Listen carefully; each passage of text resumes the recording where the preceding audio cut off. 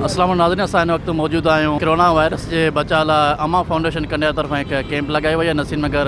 Main चौक ते। असां सां सिंध जो क़ौमी रागी वकार मला मौजूदु आहे। सैनजन जा वॾा वॾा जेके असां वटि हली आया आहिनि ऐं हिन कैंप में असां साथारी बणिया आहिनि। सैनजन खां वीचार पुछूं था हिन कैंप जे बारे में ऐं कोरोना वायरस जे बारे में, त हिन बचाव कीअं मुमकिन करे सघिजे थो।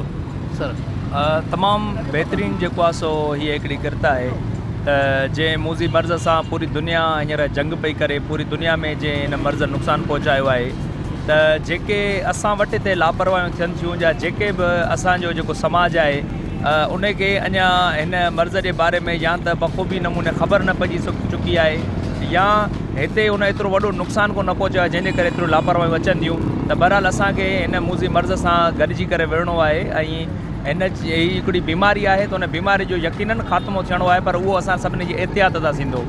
मां तमामु घणो जेको आहे जज़्बो पेश कया आहिनि अमा फाउंडेशन खे ऐं अदी महेश खे ऐं उन जी सॼी टीम खे,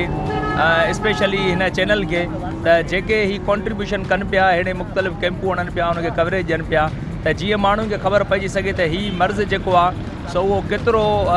डेंजरस आहे, नुक़सानकार आहे ऐं केतिरो ख़तरनाक आहे। त उन सभिनी जे लाइ हिकिड़ो तमामु सुठो मैसेज आहे, सुठो प्लेटफॉर्म आहे त हिते नसीम नगर चौक ते जेको हैदराबाद जो ईअं खणी चइजे त दिलि आहे ऐं उते ही कैंप क़ाइमु करे हिकिड़ो मैसेज ॾिनो थो वञे त ही अहिड़े क़िस्म जूं जेके बीमारियूं जनम वठनि थियूं या मूज़ी मर्ज़ जनम वठनि था, त अचो त उन्हनि सभिनी सां गॾिजी वेड़ कयूं। तमामु सुठो ऐं हिकिड़ो बहितरीनु अमल आहे।